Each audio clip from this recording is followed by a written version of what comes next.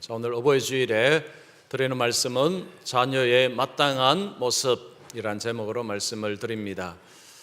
자, 우리가 인생을 살아오면서 많은 일을 겪습니다. 자, 그래서 어떤 사건을 생각하면 마음에 두려움이 들기도 하고 또 마음에 기쁨이 찾아오기도 하고 마음에 뭉클함이 느껴지기도 합니다. 또 어떤 말이나 어떤 단어를 들을 때 마음속에 뭉클함, 또 감사함, 또 아쉬움, 또 고마움 이런 것들을 느낄 수가 있습니다. 우리 성도님들은 어떤 말을 들으시면 어떤 단어를 들으시면 마음이 뭉클해지고 감사와 또 그 뭉클함 이런 것들이 느껴지십니까? 아마도 대부분은 이 엄마, 어머니라는 말을 들으시면 그 말을 떠올리시면 감사, 뭉클함, 은혜 이런 것들을 아마도 느끼실 것입니다. 물론 어떤 분들은 또 아빠, 아버지라는 또 단어 속에서도 그런 것을 또 느끼실 것입니다. 어릴 때는 자라날 때는 사실은 엄마, 어머니 뭐 이런 이 단어가 그렇게 가슴에 깊게 찾아오지는 않았는데 나이가 40을 지나고 50을 지나고 나이가 점점 이게 들어가면 들어갈수록 그 엄마의 존재, 그죠? 엄마의 어머니라는 그런 그 존재, 그런 단어가 얼마나 애틋하게 다가오는지 모릅니다. 이것은 그 세계 공통인 것 같습니다. 모든 나라에서 이 어머니라는 존재, 엄마라는 또 단어도 비슷합니다. 엄마, 맘이라는 단어도 비슷한데요. 그 단어 속에 숨겨진 그 따뜻함, 사랑, 이런 그 은혜 이런 것들이 사실은 우리 속에 담겨져 있습니다. 내 인생 후회되는 한 가지라는 책이 있는데 이 책은 우리나라에서 각계각층에서 성공한 사람들이 자신의 삶을 살아오면서 후회되는 한 가지 일들을 기록한 책입니다. 여기에 보면 박목월 시인의 장남이고 그리고 서울대학교에서 가르쳤던 박동규 교수님이 말 한마디 때문에 라는 글이 실려져 있습니다. 저는 그 글을 읽으면서 제 마음이 좀 뭉클해지고 좀 마음이 따뜻함을 제가 느꼈습니다. 자, 이분이 고등학교 다닐 때 이제 김장철이 되었습니다. 어머니가 아들이 학교에서 오니까 나하고 시장 좀 가자 하면서 아들을 데리고 시장을 갑니다. 그 시장은 집에서 정류장 3개를 지나야 시장이 있었다고 합니다. 어머니와 함께 시장을 갔는데 어머니는 이 배추가 쌓이는 것을 보고는 이 배추 가격이 얼마인지 그리고 배추 속도 한번 들여다보고 그리고 또한 옆에 무를 파는 데 가서는 무 가격은 어떤지 이 가격을 알아보고 그리고는 이곳저곳을 한 2시간을 다녔는데 사지는 않았습니다. 그리고는 아들에게 오늘은 집에 가자 그렇게 하더랍니다. 그래서 시장 갔다가 그냥 집으로 돌아왔습니다. 그 다음 날 또다시 어머니는 아들에게 오늘도 장에 가보자 그렇게 해서 아들하고 장에를 갑니다. 어제처럼 배추 값을 물어보고 배추 속도 들여다보고 무 또 가격도 물어보고 이렇게 하더랍니다. 그날도 어머니는 배추도 사지 않고 무도 사지 않았습니다. 그 다음 날이 토요일이었습니다. 아들이 일찍 학교에서 돌아오자 그날도 어머니는 아들 보고 시장 가자고 했습니다. 그날은 어머니가 배추 가격을 물어보고 흥정을 하고는 배추를 구입을 했습니다. 그 아들에게 이 배추 가게 아저씨가 리아카를 빌려주니까 너는 리아카에다가 이 배추를 실어라 하더랍니다. 그래서 아들이 배추를 싣습니다. 그 옆에 가게 가서는 무를 사는데 아들에게 이 무도 실어라 그렇게 하더랍니다. 그래서 무도 실고 배추도 실었습니다. 그러고 가는데 어머니가 너는 여기에 잠시 있으라고 하더랍니다. 약간 구석진 곳에 아들 보고 리아카를 잠시 세우고 있으라고 하고 어머니는 시장으로 쭉 갑니다. 그래서 아들이 어머니가 어디를 가는가 싶어서 그냥 어머니 뒤를 따라서 가봤답니다. 가는데 어머니가 땅에 떨어진 그 배춧잎을 이렇게 줍더랍니다. 줍고 무청을 이렇게 자꾸 주워서는 그것을 이렇게 모대기로 이렇게 자꾸 모아놓더랍니다. 어느 정도 모이자 이제 아들을 부릅니다. 아들아 여기 와서 이것도 리아카에 실어라. 그래서 엄마가 주워 모은 것을 리아카에 실었습니다. 그리고 집에 그것을 가지고 왔습니다. 그날 밤에 식구들이 음식을 먹습니다. 아들이 엄마에게 그렇습니다. 엄마, 왜 시장 바닥에서 떨어진 쓰레기 같은 배춧잎을 주워와서 거지같이. 그러자 분위기가 휘해졌다고 합니다. 아버지가 아들을 쳐다보고는 아내를 쳐다봅니다. 그래서 어머니가 이놈아 그것을 그 배춧잎을 가져다가 새끼에 잘 꼬아서 말리면 시래기를 만들어서 시래기국을 만들어 먹을 수 있단다. 그래서 가지고 왔지. 자, 그러자 아버지가 수저를 놓고는 그냥 일어서서 나가더랍니다. 그날 밤에 아들이 목이 말라서 부엌을 가는데 안방에서 아버지와 어머니의 대화가 들립니다. 아버지가 어머니에게 말합니다. 여보, 다시는 땅바닥에 있는 거 줍지 말고 그냥 시래기 사서 먹읍시다. 그러더랍니다. 이제 그 이야기를 아들이 들은 거죠. 그 다음날 아침에 도시락을 가지러 부엌을 가는데 부엌에서 엄마가 울고 있었습니다. 어머니가 아들 보면서 그 바닥에 떨어진 배춧잎은 쓰레기가 아닌데 하더랍니다. 그 이후로 그 겨울에 이 장남은 시래기국을 못 먹었다고 합니다.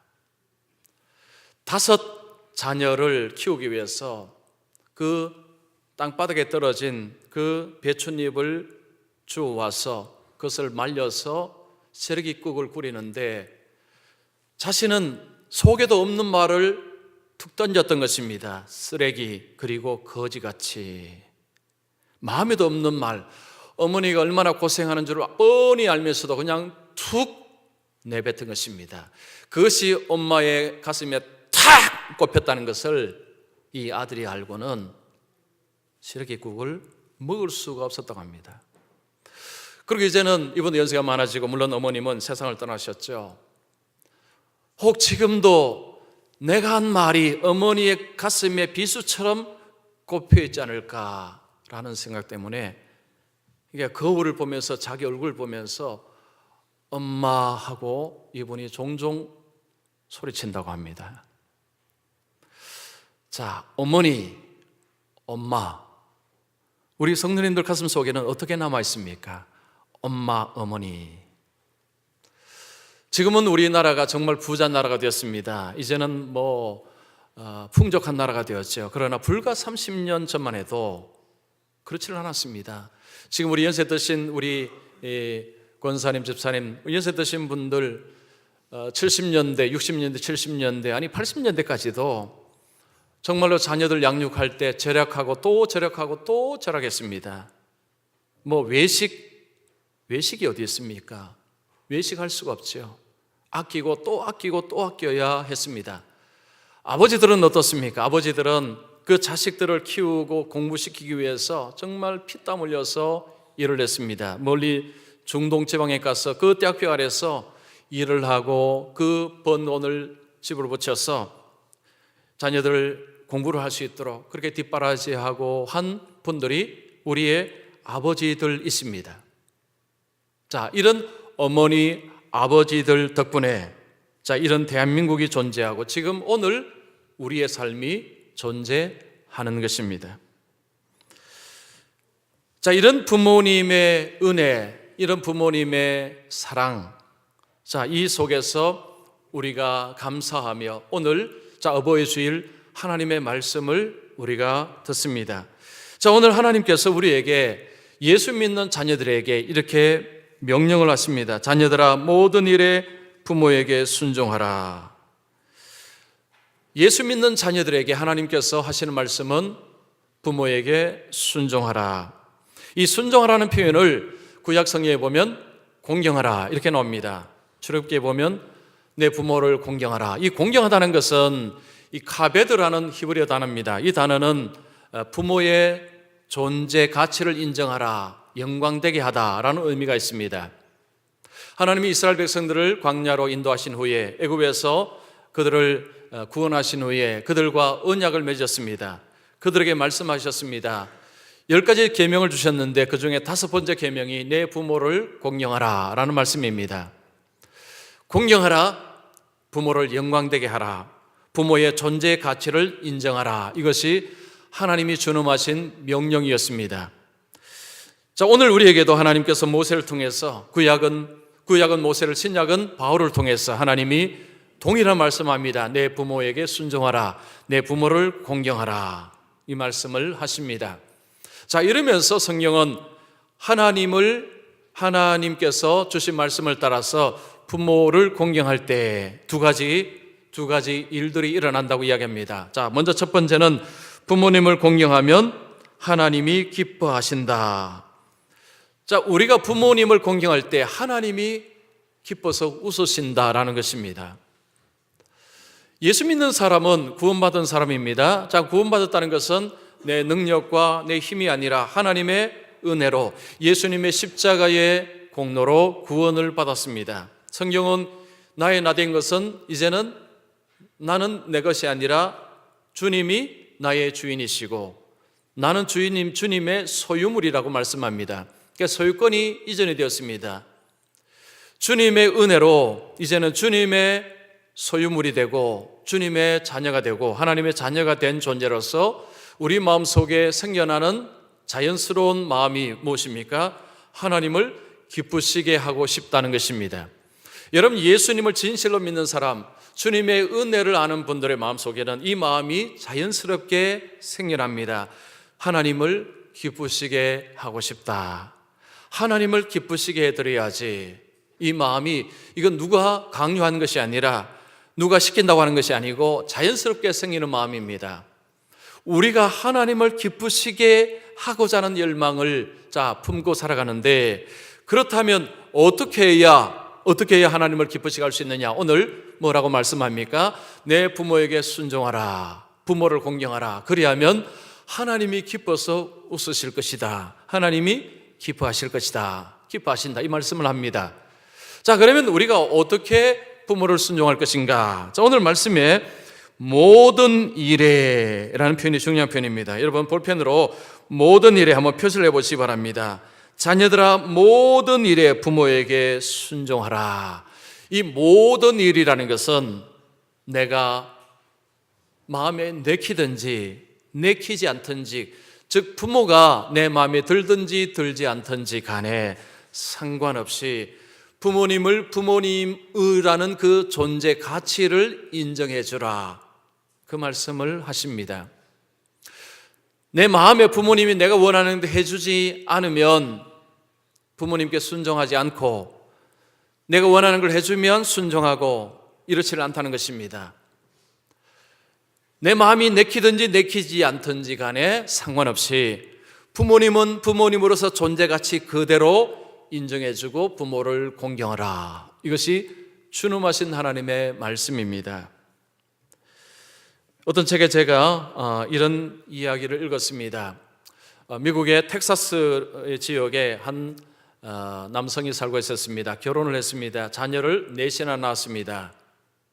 그런데 이 남성이 가족을 버리고 혼자 캘리포니아로 가버렸습니다.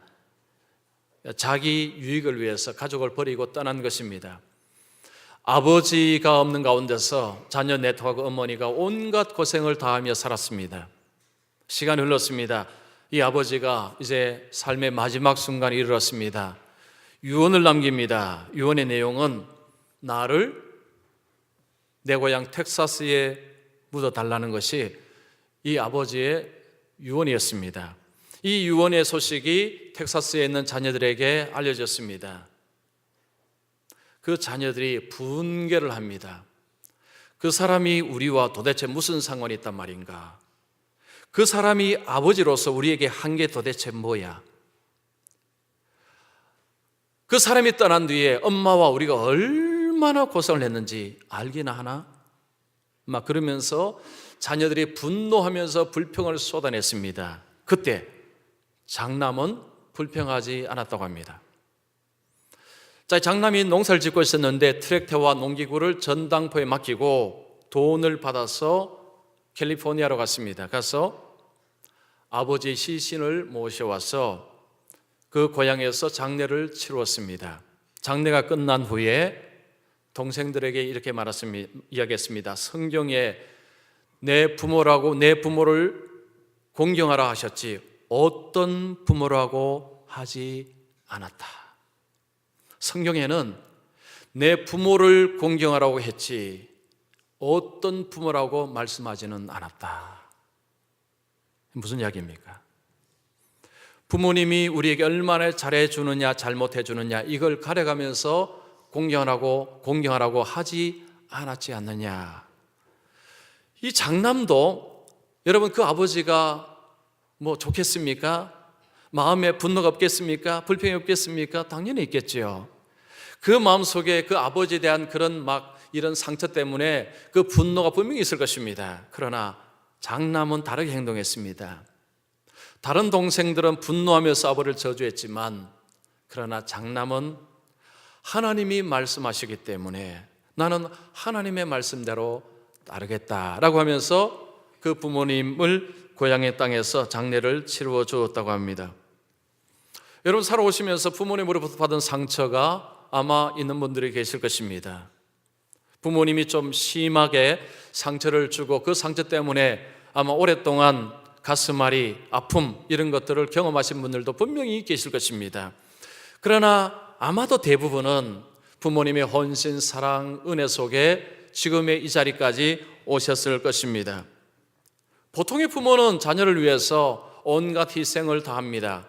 좋은 먹을거리가 있으면 자녀와 뺏기 경쟁하는 부모는 없습니다. 먼저 먹어야 되겠다 이런 부모는 없습니다. 자녀에게 주고 너 먹어라. 나는 괜찮다. 어떤 부모님은 그러죠. 나는 배부르다. 너 다 먹어라. 사실은 배고프면서. 자녀가 아프면 어떻습니까? 아프면서 자녀를 위해서 끌어안고 기도할 때 하나님 차라리 내가 아팠으면 좋겠습니다. 나를 아프게 좀 해주십시오 라고 하는 존재가 부모입니다. 자녀가 실패를 했습니다. 실패하며 고통을 당해서 굉장히 힘들어합니다. 부모는 뒤에서 웁니다. 자녀보다 더 고통을 경험하는 것이 부모입니다. 자녀가 잘 되었습니다. 성공합니다. 부모가 뒤에서 너무너무 좋아합니다. 오히려 어떤 데는 자녀보다도 더 기뻐하고 자랑하고 하는 존재가 부모입니다. 이런 존재가 부모죠. 이게 보통의 부모입니다. 이건요 어느 시대든지 나라든지 불문합니다. 대부분의 부모는 다 이렇습니다. 이런 부모를 만약에 함부로 대한다면 어떻게 되느냐? 하나님이 준엄하게 심판하신다고 말씀합니다. 잠언 30장 17절을 보십시오. 아비를 조롱하고 엄히 순종하기를 싫어하는 자의 눈은 골짜기의 까마귀에게 쪼이고 독수리 새끼에게 먹히리라. 참 무시한 말씀이죠. 무시무시한 말씀입니다. 자, 부모에게 순종하기를 싫어하는 자, 부모를 조롱하는 자, 부모를 함부로 대하는 자. 자, 이 표현은 굉장히 상징적인 표현입니다. 까마귀에게 쪼이고 독수리 새끼에게 먹힌다는 것은 상징적인데 하나님이 이렇게 이 죄를 물을 것이다 이런 표현입니다. 그리고 신명기에 보면 이런 자녀를 그냥 두지 말고 돌로 쳐서 죽이라 말씀합니다. 신명기 21장 18절 21절을 보십시오. 사람에게 완악하고 패역한 아들이 있어 그의 아버지의 말이나 그의 어머니의 말을 순종하지 아니하고 부모가 징계하여도 순종하지 아니하거든 그의 부모가 그를 끌고 성문에 이르러 그 성읍 장로들에게 나아가서 그 성읍 장로들에게 말하기를 우리 이 자식은 완악하고 패역하여 우리 말을 듣지 아니하고 방탕하여 술에 잠긴 자라 하면 그 성읍의 모든 사람들이 그를 돌로 쳐 죽일지니 이같이 내가 너희 중에서 악을 행하라 제하라 그리하면 온 이스라엘이 듣고 두려워하리라. 굉장히 무서운 말씀이죠. 자녀가 부모의 말을 듣지 않고 방탕하고 술 취하고 패역하거든 그를 성문으로 끌고 와서 그 자녀의 실상을 장로들에게 알리고 그러면 동네 사람들은 그에게 돌을 던져서 죽여라. 이 자녀는 살 가치가 하나도 없다는 것입니다. 아무리 똑똑하고 있어도 이런 자식은 세상에 살아갈 이유가 하나도 없다는 것이 하나님의 말씀입니다. 자, 하나님께서 이렇게 강력하게 말씀하시는 이유가 뭘까요? 왜 이렇게 강력하게 말씀할까요? 여러분 다른 종교는 이렇게 말하지 않습니다. 기독교는요 이 부모에 대한 이 공경을 굉장히 엄중하게 이야기합니다. 이유가 있습니다. 부모는 그냥 부모가 아니고 하나님의 대리자의 역할을 하는 것이 부모입니다. 하나님은 사람을 만드시고 사람을 이 땅에 태어나게 하시는 분이시지만 사람을 직접적으로 양육하고 돌보고 하는 존재는 부모입니다. 하나님이 부모에게 그 일을 맡기셨습니다. 그래서 부모는 자녀를 낳으면 그 자녀를 지극정성으로 양육합니다. 즉 하나님의 대리자 역할을 하는 것입니다. 그래서 만약에 자녀가 그 부모를 함부로 대한다는 것은 그 뒤에 계시는 하나님을 향해서 그렇게 하는 행동하고 동일하다고 하나님은 보시는 것입니다. 자, 부모님 뒤에 누가 있다는 것입니까? 하나님이 계시다는 거죠. 그 부모님을 함부로 대한다는 것은 곧 그 부모님을 통해서 일하시는 하나님을 향해서 함부로 하는 행동하고 똑같다. 하나님은 이렇게 보신다는 것입니다. 부모님이 내 마음에 들지 않는다고 부모님이 아닌 것이 아니다라는 거죠. 혹 부모님이 나를 괴롭게 하고 슬프게 한 일도 있을 수 있습니다. 사람인지라 완전한 부모는 세상에 없습니다. 부모 역시 자녀에게 어려움을 주는 경우도 있습니다. 그럼에도 불구하고 부모님은 여전히 부모님이라는 것입니다. 그리고 부모님으로서 여전히 그 부모님의 가치를 여전히 가지고 있다는 것이 성경의 말씀입니다. 그래서 예수 믿는 사람은 믿지 않는 사람들처럼 하지 말고 하나님을 생각하고 하나님을 두려워함으로 부모님을 공경하라. 이것이 성경의 말씀입니다. 자, 오늘 예배 드리시는 우리 모든 분들, 특별히 부모님이 살아계시다면 살아계신 부모님의 존재 가치를 인정해 드리고 부모님을 공경하는 우리 성도님들 되시기를 축원합니다. 그 다음에 두 번째는 부모님을 공경한다면 하나님께 복을 받습니다. 에베소서 6장 2절 3절 보시면 내 아버지와 어머니를 공경하라. 이것은 약속에 있는 첫 계명이니 이로써 내가 잘되고 땅에서 장수하리라. 바울을 통해서 하나님이 말씀합니다. 내 부모에게 순종하라. 약속에 있는 첫 계명이니 내가 땅에서 잘되고 장수하리라. 출애굽기에도 비슷한 말씀하셨죠. 내 부모를 공경하라. 그리하면 내 하나님 여호와가 내게 준 땅에서 내 생명이 길리라. 우리의 삶은 하나님의 복을 받는 삶이 되어야 합니다. 나는 하나님의 복이 필요 없어요. 내 혼자 살 수 있습니다. 라는 분은 정말 인생을 모르는 분이십니다. 정말 인생을 아시는 분들은 인생은 하나님의 복을 받지 않으면 안 된다라는 것을 아시는 분들입니다. 여러분 지금까지 살아오시면서 누구 덕에 사셨습니까? 누구 덕에 사셨어요? 따라하십시오. 하나님 덕에. 네. 여러분 하나님 덕에 사셨습니다. 때로는요 내 힘으로 사신 것 같고 내가 열심히 노력해서 사신 것 같지만 여러분 진지하게 삶을 돌아보시면 그래 내 하나님 덕에 살았다, 하나님 은혜 속에 살았다라는 것은 고백하지 아니할 수가 없습니다. 사람이 생각을 한다면 내 힘으로 살았다고 말할 수가 없어요. 왜 그렇습니까? 여러분 우리 인생길은 수많은 환난과 어려움과 장애물과 고통과 아픔들이 이 세상에 절비하게 깔려 있습니다. 우리는 그 가운데서 지금까지 살아오시고 앞으로도 또 살아가셔야 됩니다. 만만찮은 세상이죠. 자, 만만찮은 이 엄청난 혼란 고통 있는 세상에 내 힘으로 그것을 다 이긴다고요? 내 힘으로 다 건너갈 수 있다고요? 저는 세상에 가장 불합리한 말이 그 말이라고 생각합니다. 하나님께서 복 주시지 아니하시면 여러분 우리 인생은 아무것도 아닙니다. 눈 감으면요 아무것도 아니에요.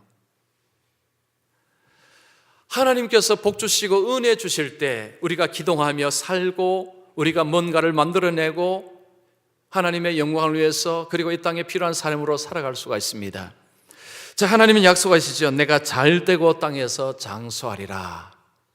하나님이 우리가 이 땅에서 살 동안에 하나님이 복을 주신답니다. 누구에게요? 부모에게 공경하는 사람, 부모를 공경하는 사람에게 하나님이 그 삶에 복을 주신답니다. 여러분 믿으십니까?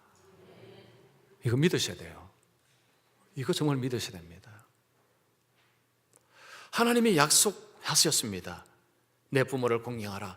땅에서 잘 되고, 이 장수한다는 것은 뭐 오래 산다, 요즘 오래 산다는 게 너무 기쁜 소식은 아니라고 하죠. 자, 여기서 장수한다는 것은요, 그냥 오래 산다는 의미가 아닙니다. 그 삶에 활기 있고, 삶의 의미가 있고, 삶의 보람이 있고, 하나님 주신 삶의 은사를 따라서 그 삶을 통해 멋진 것을 만들어내고 하나님의 영광이 드러나고, 이런 삶을 살아간다는 것입니다. 독수리가 오래 산다고 그럽니다. 독수리는 새끼를 저 비탈진 곳에 이 보금자리를 만들고 새끼를 키우는데 지극정성으로 새끼를 기른답니다. 그런데 이 독수리 새끼는요, 또 자라나면 그 늙은 어미, 이 부모를 또 기억해주고 돌본답니다. 이것이 독수리, 이 부모 자식 간의 관계랍니다. 이 독수리는 나이가 들어도 총기를 잃지 않고 아주 맹렬함 그대로 가지고 있다고 합니다. 그래서 유대인 랍비 라쉬라는 사람이 이런 재미있는 해석을 했습니다. 독수리가 오래 사는 이유가 뭔지 아느냐?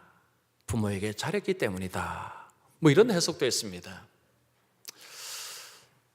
하나님께서 약속하셨습니다. 부모를 공경하라. 이 땅에서 잘되고 장수하리라. 왜 이 약속 붙이셨습니까? 약속 안 붙이면 안 하니까요. 안 하니까.